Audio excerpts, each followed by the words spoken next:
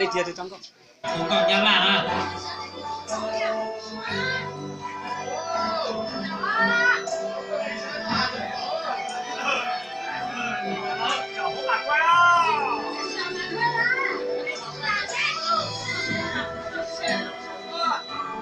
Bây giờ bên hoa sỏi có đủ chọn bên trong món nào?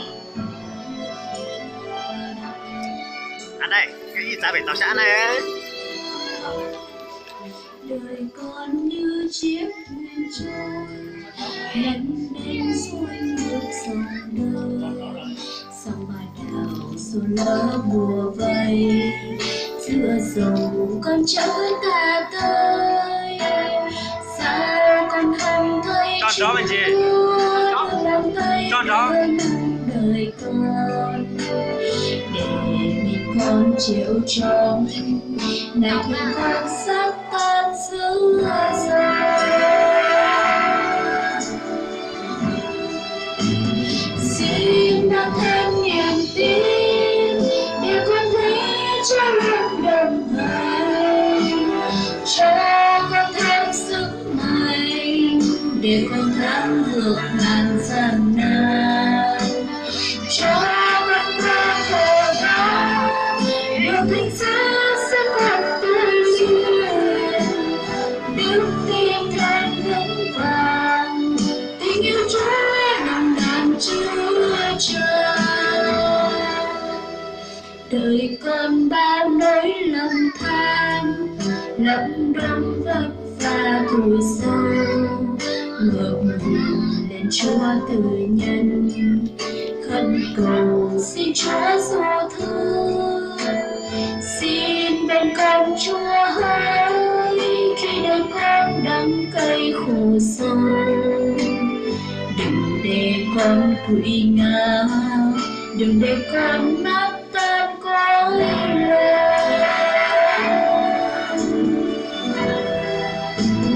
Xin mang thêm niềm tin để con thấy trong lòng đồng hành, cho con thêm sức mạnh để con thắng vượt ngàn năm nan, cho con có thể đau được thánh giá sẽ còn tươi duyên, đức tin thêm vững vàng, tình yêu Chúa nồng nàn chứa chan.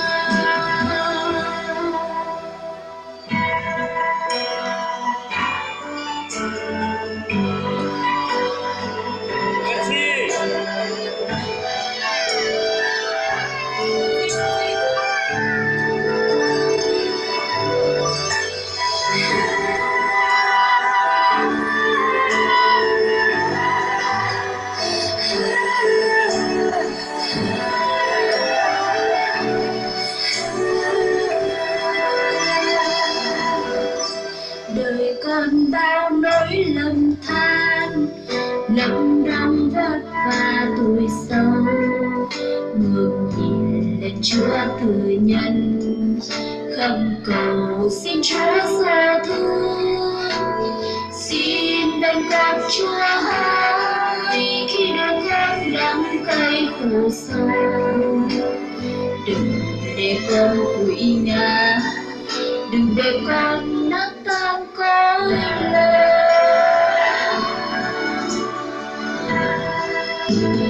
Xin mang thêm niềm tin để con thấy Chúa lòng đồng hành, cho con thêm sức mạnh để con thắng vượt ngàn gian nan, cho con qua khổ đau được thánh giá sẽ còn tươi duyên, đức tin thêm vững vàng, tình yêu Chúa nồng nàn chứa chan. Xin mang thêm niềm tin để con thấy Chúa lòng đồng hành, cho con thêm sức mạnh để con thắng vượt ngàn gian nan, cho con qua khổ đau được thánh giá sẽ còn tươi duyên, đức tin thêm vững vàng, tình yêu